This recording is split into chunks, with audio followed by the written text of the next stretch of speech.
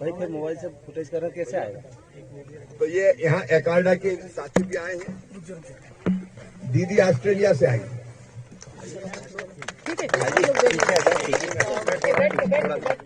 एक बार ताली बजा के सबका स्वागत करो।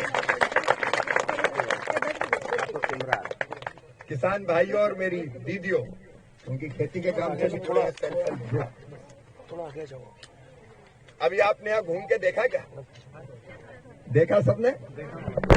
देखा तो बहुत अच्छा, नहीं देखा तो देखना जरूर है। देखा? कैसा लगा?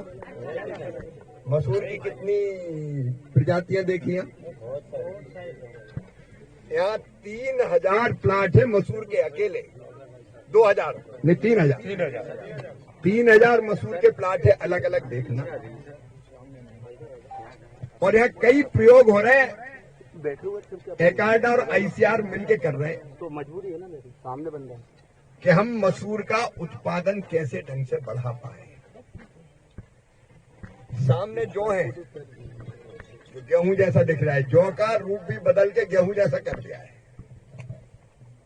पहले कितना जौ होता था अपने यहाँ भी, सत्तू से लेके पता नहीं कितनी चीजें जौ से बनती थी। जौ का उपयोग करते थे, अब जौ को भूल ही गए। लेकिन अब हम फिर से जौ पैदा करेंगे, नई नई वैरायटियां बना के, जिनमें उत्पादन ज्यादा हो, ज्यादा उपयोगी हो। यहां मटर पे और चने पे भी प्रयोग हो रहे हैं। लेकिन आज मैं आपसे पूछ रहा हूं कुछ पहले, और फिर आप मुझसे पूछो, खुल के बात होने दो। इनमें से जो दलहन पैदा करता है, मतलब मसूर, चना, उड़द, मूंग, मटर, अपन बटरी भी बोलते हैं, बटरा भी बोलते हैं, खेसरी दाल, अब तिबड़ा तो विदा हो रहा है, लेकिन उसमें भी सुधार की कोशिश चल रही है। तो कौन कौन है जरा दाल पैदा करने वाले किसान? तो पहले दीदी से शुरू करें। एक माइक और है, दीदी को दे। किसान दीदी, आप कौन सी दाल लगाती हैं? तोर दाल। तोर कितने साल से कर रहे हैं तोर की खेती? सर हम बचपन से ही कर रहे हैं, बचपन से ही। अच्छा, तुअर अभी 1 एकड़ में लगभग कितनी पैदा हो जाती है? 8-10 कुंटल। और कौन सी तुअर दाल करते हैं आप? देसी करते हैं और हाइब्रिड। अच्छा, देसी तो घर के बीज से ही करते होंगे? नहीं सर, हमको मिलते भी है और बाजार से भी लेते हैं हम अच्छे वाले बीज। अच्छा, तो दीदी ये बता रही कि केवल घर, कई बार अपन घर रखे बीज इस्तेमाल करते हैं तो उसके कारण फसल अच्छी नहीं रहती, क्योंकि बीज खराब हो जाता है। तो दीदी बता रही कि हम नहीं, दूसरे बीज भी लेते हैं। इसका मतलब एक अच्छे बीज लेके बोना चाहिए। सर पहले परिचय। हाँ दो। सर मेरा नाम जानकी कुशवाहा, मैं पीपलिया मेरा की रहने वाली कृषि सखी हूँ। कृषि सखी है, दीदी का ताली बजा। अब आप बताओ कि बीज कहाँ से लेते हैं? सर हम मार्केट से भी लेते हैं, कृषि विभाग से भी लेते हैं। अच्छा, तोर में कोई रोग कौन से लगते हैं? सर ये इल्ली वाले लगते हैं। तो इल्ली अगर लग गई तो फिर क्या करते हैं? सर दवाई बनाती हूँ मैं खुद ही दवाई बना? कौन सी दवाई दीदी बता दो ना। पत्ती काढ़ा, सोया टॉनिक, 4 चिटनी, जीवामृत। ये काय से बनती है ये भी बता दो। सर ये नीम की पत्ती से बनती है, 5 पत्ती काढ़ा, धतूरा की पत्ती, अकौआ की पत्ती और गौ माता और पानी। इतनी सब चीजें कर लेती हो आप? अकौआ की पत्ती, धतूरा की पत्ती, नीम की पत्ती। हाँ, सोया टॉनिक भी बनाती हूँ। सब दवाई बनाती हूँ 5-6 तरह की। कितने साल से बना रही? 8 साल में। कोई दवाई आप खुद उपयोग करती है, बाकी को भी बेचती है? सर करते ही मैं दूसरों किसानों को भी देती हूँ। हाँ देते सर, हम मेरा 7 गाँव है, उनमें खूंटे पे जाती हूँ तो ले लाती हूँ दवाई। किसान वाटिका में भी डालते हैं और कितने भी डालते हैं। किसान लेते हैं दवाई? लेते हैं सर, बोलते हैं आप दवाई नहीं लाई मिलती सर, हम भूल आए, अब लिमिटेड में फ्री में लेते हैं या पैसा? पैसे भी देते हैं हम दवाई। हमारे सर ने बोला है कि आप फ्री में दोगी तो वो किसान फेंक देगा, आपको पैसा लेना जरूरी है। तो पैसा जरूर लेते हैं, बहुत अच्छा। तो दीदी ने बहुत उपयोगी जानकारी दी। अब एक बार इधर आ जाए। परिचय से शुरू करें। नहीं दीदी कह रही थी परिचय तो कराओ पहले। मामा जी को मेरा नमस्कार और आए वाले सभी मानवों को मेरा नमस्कार। मेरा परिचय ये है, मैं सच्चिदानंद नरहरि थर्ड, गांव पाटोदा, तालुका अहमदपुर, जिला लातूर, महाराष्ट्र से आया हूं। और मैं अभी रबी फसल में चना, मसूर और राजमा की खेती करता हूं। और राजमा की खेती अच्छी तरह से होती है जाड़े में। चना, मसूर और राजमा। राजमा आप कौन सी वैरायटी लगाते हैं? चने की 92-18 जाकी। जाकी। ये कहाँ से मिली? ये अपना बचत गट है, अच्छा, कृषि विभाग से मिलता है बीज हमें। अच्छा, कृषि विभाग देता है बीज देता है। उत्पादन उसमें कितना होता है? उत्पादन अभी एकड़ में 6 से 7 क्विंटल उत्पादन होता है। अच्छा, और बीमारी कोई आती है उसमें?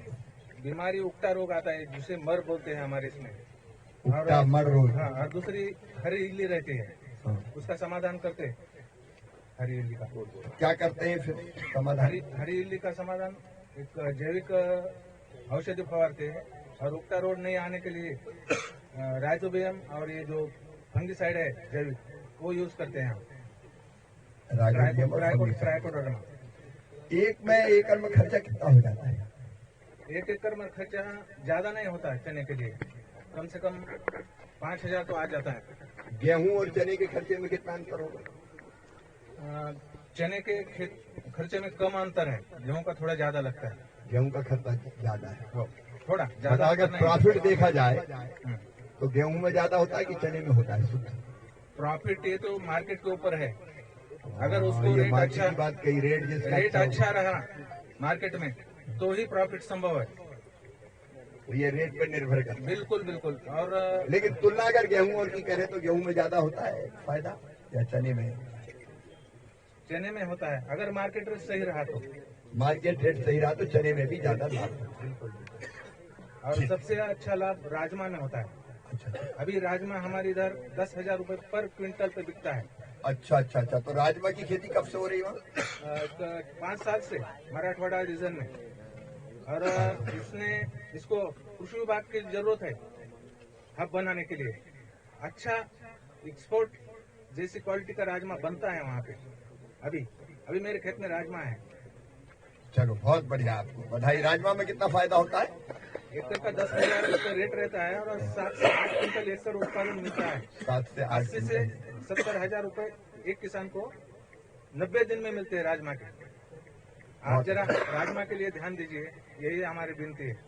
धन्यवाद आपको, महाराष्ट्र से आप आए। एक बार संजय जी, अगर बाकी कृषि मंत्री आगे हो तो 10 मिनट के लिए अगर फील्ड देख जाए तो ये एक्सपीरियंस अच्छा होगा। मुझे लगता है कि कितने किस्म की मसूर, लेंटिल, जौ, वो 10 मिनट होके चले जाएंगे। अब अगर प्रॉफिट देखा जाए, अगर मौसम ठीक रहा है और ठीक ठाक भाव रहे एवरेज, तो गेहूं और चने के प्रॉफिट में कितना अंतर है? बिगैर मेहनत से आज की तारीख में अगर चने पैदा कर रहे हैं आप, तो बगैर मेहनत से मैं कहता हूं कि गेहूं से ज्यादा प्रॉफिट हो रहा है चने में। क्योंकि गेहूं ज्यादा से ज्यादा 15 क्विंटल होता है, एक एवरेज बता रहा हूँ, और चना भी हम 5 से 6 क्विंटल निकालते हैं। आज 8 से 9 हजार रुपए, अगर हमारा जो जैविक चना मैं उसकी बात कर रहा हूँ, मंडी में शायद 6,000 रुपए मिल रहा है, पर जैविक चना 8,000 रुपए बिक रहा है। तो 48,000 रुपए का चना 50,000 रुपए के बीच में, 40 से 50,000 रुपए के बीच में बिके का आ रहा है। गेहूं भी वहां नहीं पहुंच पा रहा और खर्च कम लग रहा है।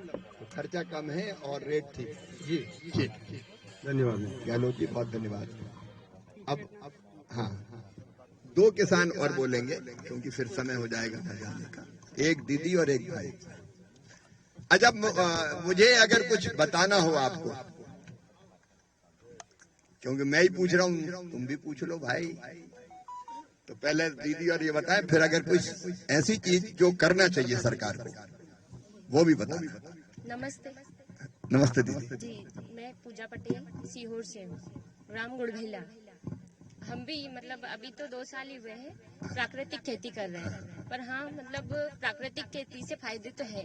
कीटनाशक दवाइयाँ ज्यादा लग नहीं रही है उसमें, मतलब जो हम दवाई बनाते हैं उससे ही मतलब हमने गेहूं पैदा किए, बढ़िया रहे गेहूं भी, और मूंग की दाल और ये जो मसूर है ये। चलिए आप और बाकी आपको संजय इधर बैठना चाहिए, देखेंगे ना इस तरफ आ जाए। इधर आ जाओ ना इसके पीछे। तो बात में कब क्या मतलब कैपेसिटी लेके आना चाहिए, क्या मतलब थोड़ी है यार।